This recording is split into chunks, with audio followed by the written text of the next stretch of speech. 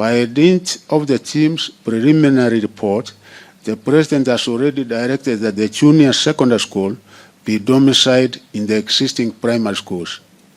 What did this masterstroke decision of President mean?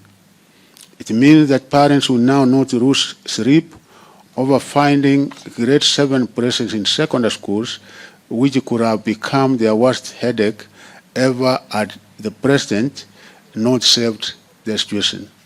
Secondary, domiciling the junior secondary within the primary school level means that the expected crisis of a double intake in our already congested high schools was averted.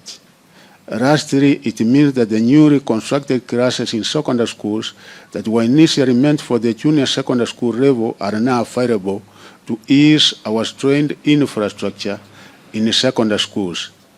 We therefore expect to have a relatively peaceful path to the achievement of the 100% transition policy of government during the Form 1 admission next year.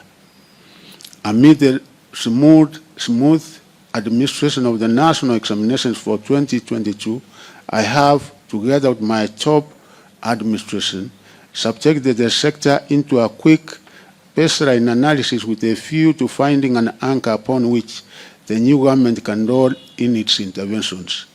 Based on this analysis, we have realized that for us to raise the sector performance a notch higher, we must anchor our management on the following.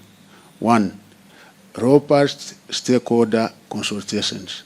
As a ministry and working with the key agencies, we will work together with all sector players while embracing regular consultations and public participation in line with our Constitution. In this, we will take a cue from the example already set through the Presidential Working Party on Education Reforms, which has combed every part of our country to correct the views from all Kenyans.